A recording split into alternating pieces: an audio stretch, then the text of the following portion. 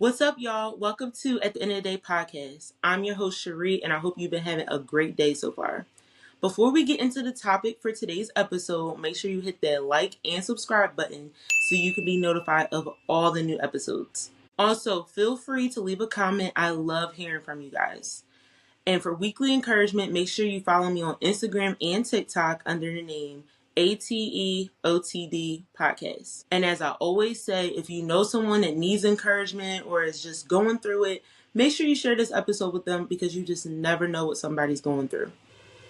So the topic for this episode is a continuation and like the cherry on top to the last two episodes I did. So 2 episodes ago, I did Reveal to Heal, where I talked about the importance of healing and honesty. The last episode I did was Is Your Praise Unconditional, where I talked about how we tend to put conditions on our praise.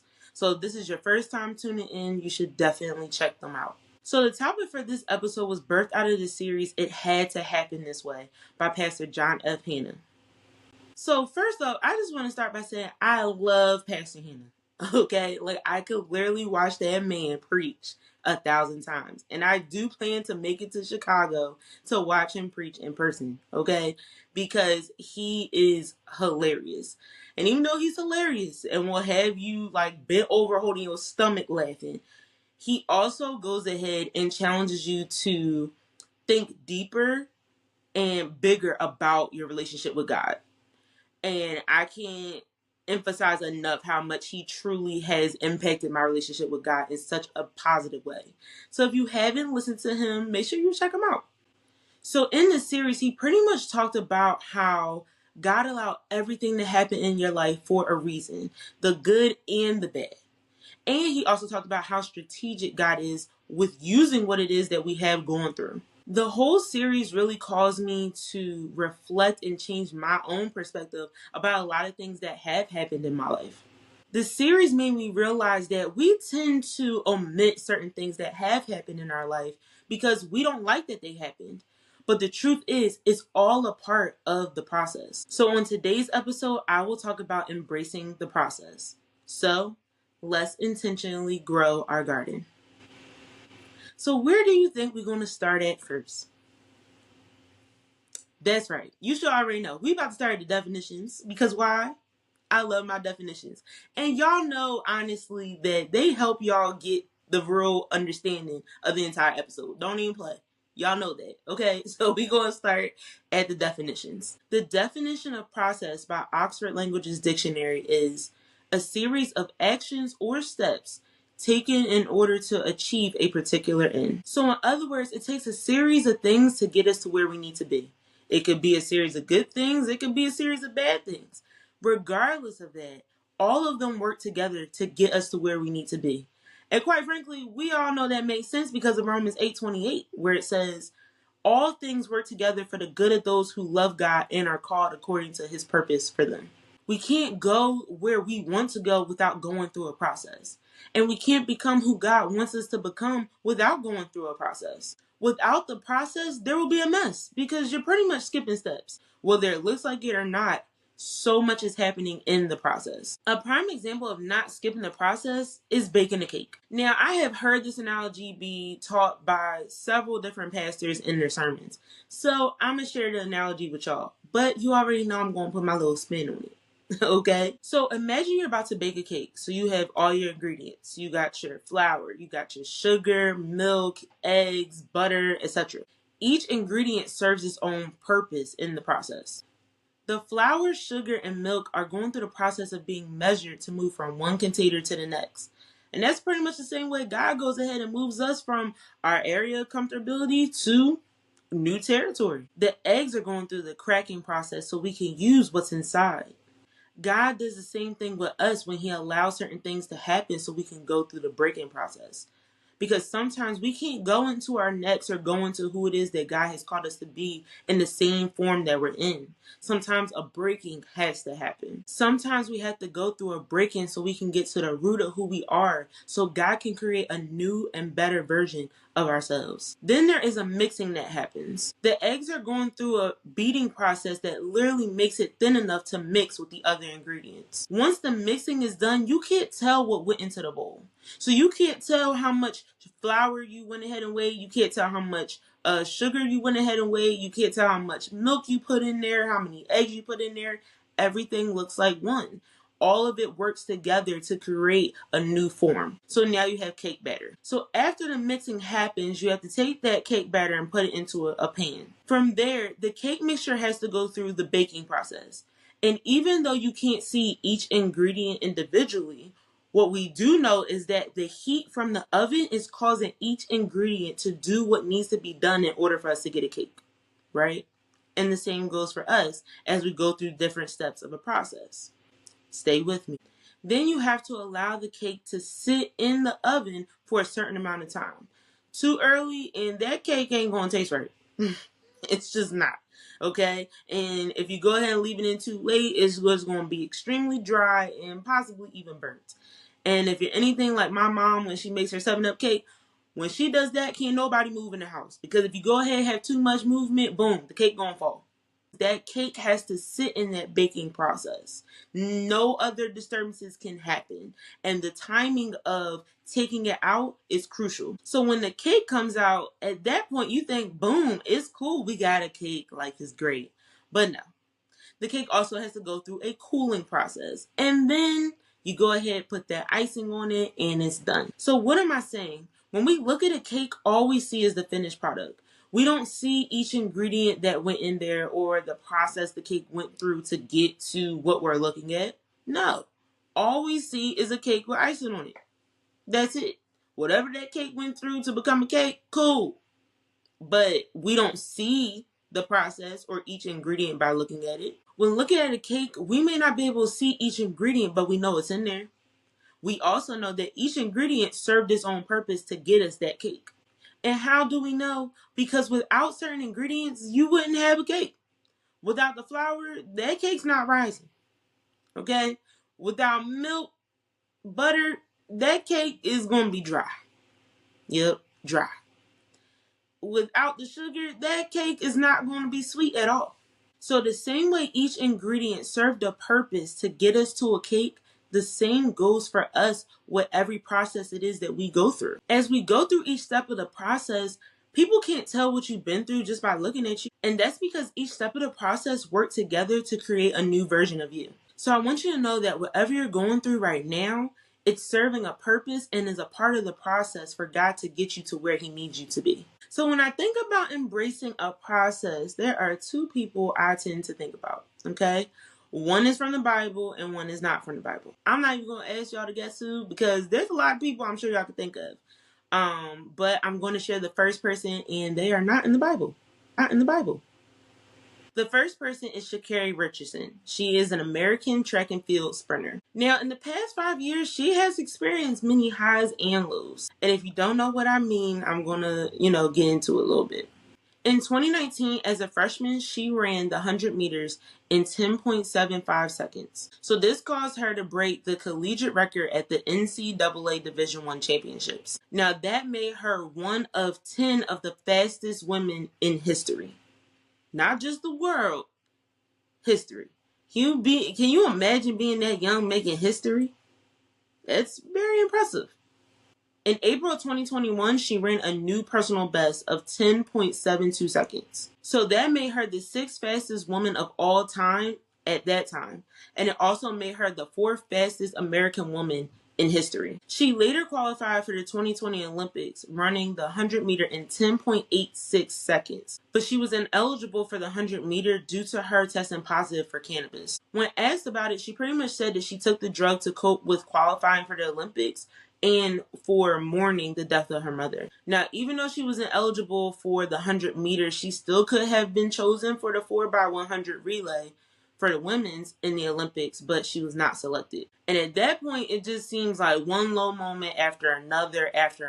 She already was going through a lot, and it just seemed like just another thing happens a few months later when she does a race, and she ends up coming in last place with a time of 11.14 seconds. But then on July 7th, 2023, she became the U.S. national champion in the women's 100 meter for USA Outdoor Track and Field Championship, running 10.82 seconds. Okay?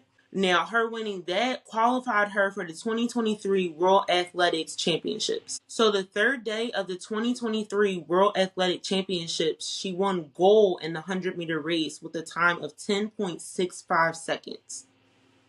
Wow. Then last month, June of 2024, she went ahead and qualified for the women's 100-meter final with a time of 10.71 seconds, which was not only fast for her, but also ended up being a world record. And that qualified her for the 2024 Olympics in Paris. I'm saying all this to say that she went through a process. Her goal was to make it to the Olympics, of course. I'm sure if she could have it her way, she would have made the team in 2020. She would have gone ahead and competed in the 2020 Olympics and won. Simple as that. But God had other plans. There was a process that He wanted her to go through. And again, God doesn't let us just go through anything for no reason. So there's a reason why He had her go through that process. People go ahead and see where she is now, but they don't realize that she went through a process that God deemed necessary for her. The process transformed her, but it also helped make her better. And to be honest, she even said it in an interview when she said, I am not worried about the world anymore. I've seen the world be my friend. I've seen the world turn on me. It's my time to actually do it for myself. Had she not gone through the highs and lows that God made her go through, she would have never gained that perspective of the world's approval the way she did. It was the high moments that allowed her to see the world love her, but it was also the low moments that allowed her to see the world switch up on her. And the process helped her find her why. And now that she's doing it for herself, there's nothing and nobody that can stop her. A process isn't easy, but it's necessary. And there's always something to learn in the process. And the second person that comes to mind when thinking about embracing a process is Esther. And yes, we're about to have a quick Bible study session, so get ready. Okay, you already know what's up. So let's start. So King Xerxes had a banquet for all the nobles and officials. Queen Vashti had a banquet for all the women in the royal palace. So there comes a moment where the king wants the queen to come see him, right? Not just because he goes ahead and misses her, but because he wants all the men to stare. Yes, I know. But let's all remember we're talking about the Bible. It's not 2024, okay? So yes, the king wanted the queen to come see him so the other men could go ahead and gaze at her beauty. Now, Queen Vashti, even though it was in the Bible, she clearly was living in 2024 because she refused to come. She was like, let him know I'm not coming to the servants. Like, I'm not coming. Yeah, no bueno. Now, her turning the king down, he was livid. He was like, who is she talking to? Heavy on the who is she talking to. You know what I'm saying? So he goes ahead and meets with his wise advisor about the fact that his wife, aka the queen, just got done disrespecting him. Okay? So the wise advisors are really stressed, right? They're like, oh no. If she's out here doing that now, I can't even imagine what these women are going to do out in the village if they find out about that. And on top of that, if these other queens find out about your queen doing that to you, they're going to start disrespecting their kings. Now, I think that's a little wild to be making all these assumptions over one note. But again, I had to remind myself too, and I read it, that this is the Bible. It's not 2024. Okay. So they ended up suggesting that the king write a decree that goes ahead and banishes Queen Vashti from the palace altogether, and that he go ahead and get a new queen. I know what you're thinking. You're thinking, wow, all of that over a no. And yes, I thought the same thing when I read it. I mean, let's be honest. They were scared she was about to start a revolution. Okay? Like, heavy on the Kirk Franklin revolution. Like, key that song in this moment. Because that's what they were scared about. They was like, that woman is about to start a whole movement out here. And none of these women are about to listen to their husbands ever again. And we can't have that at a time like this. So she's got to go. Gotta go. So then in the book of Esther, we get introduced to a man named Mordecai. I just want to say that the name alone makes it sound like he means business. Okay? Because I don't know nobody else named Mordecai, but the man sound like he means business just from the name alone. Okay? So Mordecai has a cousin named Esther who he ended up raising as one of his own after her mother and father died. So you need to understand that Esther was gorgeous. So when it came down to them looking for a new queen, she was one of the people that definitely ended up at the king's palace because she was gorgeous. So she went there to determine whether or not she was gorgeous enough to be the next queen, and whether or not she would be a good fit for the king. Now, while she was there, she did not share her nationality or her background because Mordecai forbade her from doing it. So when Esther got there, the king's people liked her. So they immediately started her on her beauty treatments, special foods, and moved her in with servants. Now, at this point, she still hasn't met the king because before she can, she has to go through 12 months of treatment. Yep. I said 12 months of treatment. So she has to do 6 months treatments with oil of myrrh. And then she had to do another 6 months of treatments with perfumes and cosmetics. So I just want to pause right there because ain't that a little crazy? You know, like she got to go through a whole year of treatments before she could see the king. And not even treatments of like, oh, let's educate you. Let's give you etiquette lessons. Like they didn't care if she was smart or dumb. They didn't care. They just cared that she was oiled up, smelled good, and looked good. Like, that is crazy. I was definitely taken aback when I read that, okay? But let's get back to it. So Esther ends up meeting the king. He immediately feels like he is more attracted to her than any of the women that are at the palace. So Esther ends up winning his favor and he crowns her queen over Queen Vashti. So boom, Esther is queen now. We got what we came for, right? So you figured they lived happily ever after, right? Wrong. Just wrong. Nope. The story, we talking about the Bible. So y'all should have known that the story didn't stop there. Like, why would God go ahead and have a whole book of Esther just to go ahead and talk about her becoming queen and then leaving it at that? No. It's the Bible. There's going to be some more tea that goes with it. All right. So there's a part in the book of Esther where we're introduced to a man named Haman. So Haman is someone that the king decides to honor. So due to the king honoring Haman, all royal officials were to kneel in honor when they saw him. Now, Mordecai was always at the gate because he always wanted to make sure Esther was good.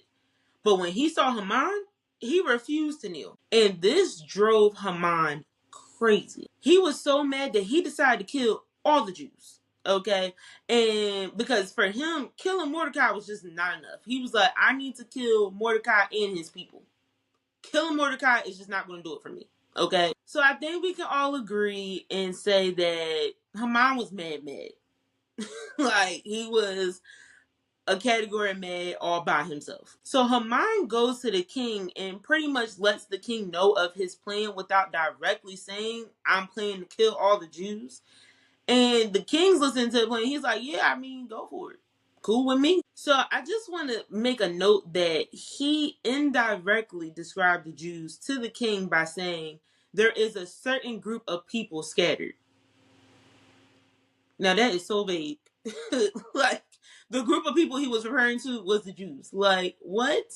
So a decree was sent out by Haman in the name of the king that on a certain day of a certain month, all the Jews were to be destroyed, killed, and annihilated everywhere.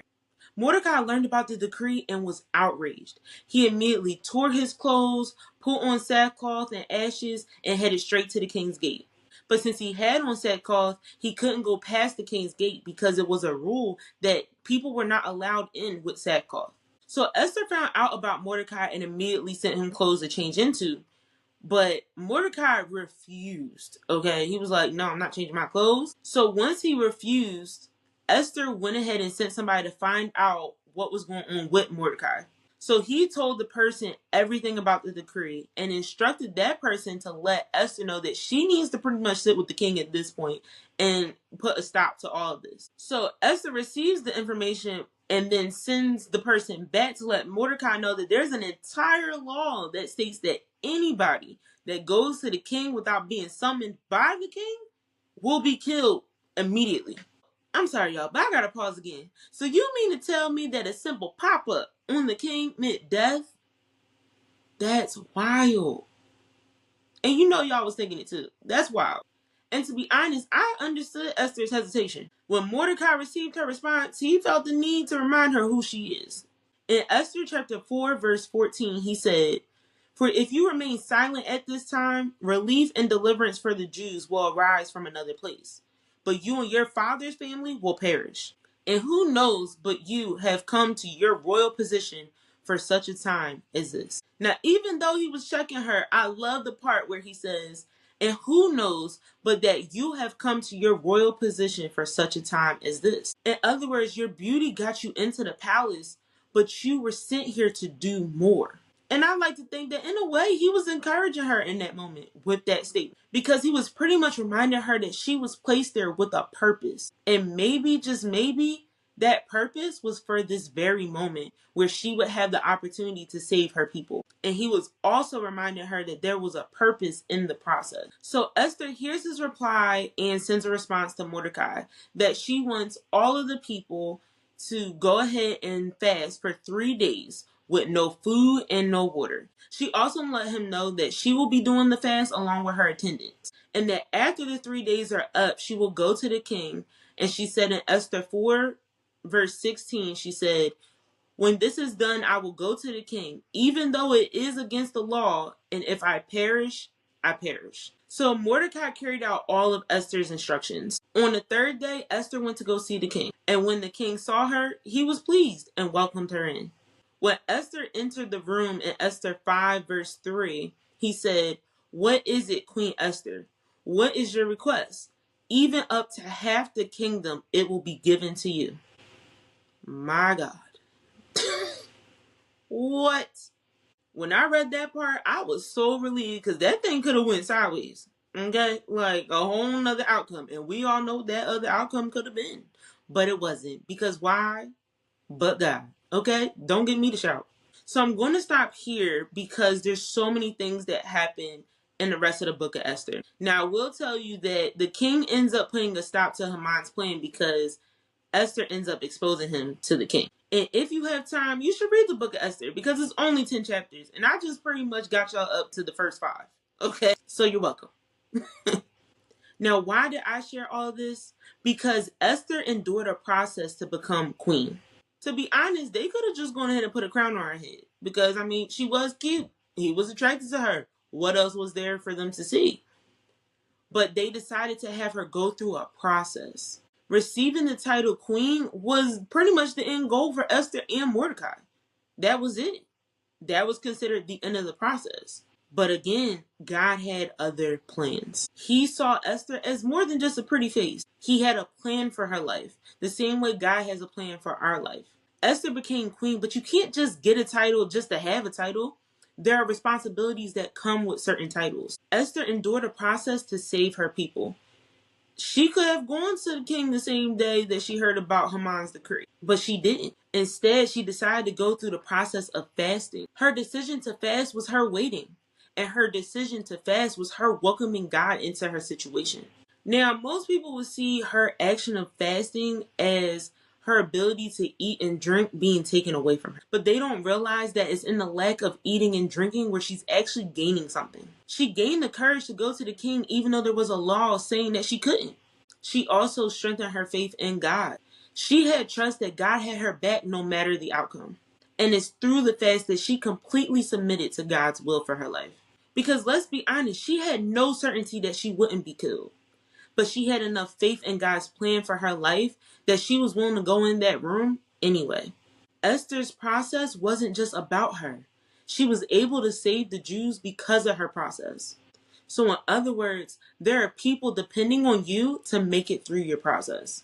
Sha'Carri and Esther both went through a process and came out better than when they went in. Sha'Carri will be in the Olympics at the end of this month. And Esther learned that she was more than just a beautiful woman wearing a crown. God revealed to both of them a version of themselves that they didn't know existed. People don't realize that a process is not designed to go straight from the beginning to the end. A process is designed by God to have highs and lows. Because the highs and lows produce strength, character, and wisdom if you allow it. Now, guess what, y'all? That's right. It's Q&S time. Q&S stands for quote in scripture. This is time I set aside in the episode to share a quote in scripture with you to encourage you throughout the week ahead. The quote I chose for this week is from Kobe Bryant. And he said, "The mindset isn't about seeking a result. It's about the process of getting to that result. It's about the journey and the approach. It's a way of life." I do think that it's important in all endeavors to have that mentality. Many of us want to start at the beginning, skip the steps of the process in the middle, and then just enjoy the end result. But you can't skip the process. Now I understand that the process is uncomfortable, it's frustrating, and it's filled with uncertainty, but it is necessary. So many people want to skip over the process because of how they view the process, right? They tend to view the process as taking too long or something that is blocking them from getting to their end result. And most importantly, they view the process as requiring too much effort and energy. But the process is mandatory, so you have to change your mindset about it. Don't run from the process. Instead, embrace it. Because too many great things are happening during the process. Really think about it. The process is helping you get to your end result. During the process, you are being transformed for the better. And it may feel like things are being taken away from you, but they aren't. Everything is happening to help you through the process and to make you better. I just really want you to understand that the process is not a punishment.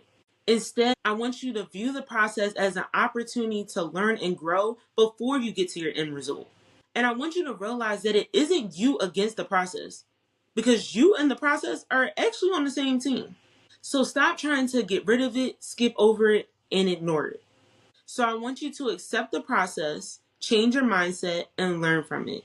Because without it, you will never get the end result you want or that God has for you. Now, the scripture I chose for this week is from Philippians chapter 1, verse 6. I'm reading from the New Living Translation, and it reads, "And I am certain that God, who began the good work within you, will continue his work until it is finally finished on the day when Christ Jesus returns." So in other words, if God started the process and you're still in that process, you can rest assured that God has an end planned for that process. And I get it. When we're enduring a process, it feels like it is taking forever to get to the end result. And it's easy to become discouraged by the process because you're working hard, you're trying to stay patient, you're holding on to faith that the end result is near, but at the same time, days are going by and you're still in the process. You have to remember that God always has a plan and that the Lord always finishes what he started. The Lord leaves nothing incomplete. He had you start the process and he will have you complete the process at the time that he sees fit. The Lord wastes nothing. We know that he's intentional. So we also know that he has you enduring a process for a reason. And if he still has you in a process, ask him what it is that he wants you to learn. In the quote I chose for this week, I spoke about the importance of your mindset in the process. You view still being in the process as something that God still wants you to learn instead of viewing it as a punishment. That's when you'd be able to graduate from being in the process to finally receiving everything it is that God has for you. And before you go, I want you to understand that it's always going to come down to the fact that we can't control the process. We just can't. As much as we would love to, we can't. And ultimately, God is the only person that is in control of the process. We may experience high moments and we may experience low moments. And at the end of the day, it may look like a roller coaster. Okay? But regardless of what it looks like, God still is in control of the process. God is still in control of the plan. The only thing we can control about the process is what we decide to learn from the process. And having a negative mindset will cause you to learn nothing. And I'm a firm believer that if God has you go through something and you didn't learn from it the first time, he'll have you go through the same thing over and over and over again until you learn what it is that he wanted you to learn from the beginning. There are a lot of good things that come from going through a process. You just have to choose to see it. During the process, you're becoming stronger spiritually, mentally, physically, emotionally. You're also becoming wiser. And you're becoming more confident. God does everything for a reason. So if he has you in a process, you need to trust that it's all a part of his plan to get you to where he needs you to be. So at the end of the day, respect the process. I know you're telling me the truth. I'd rather have all your weight removed. You wonder why I don't let you in, because I got better things to do. Better things. Better things. Moving on to bigger and better things. Been through the worst, I need better things. If you knew better.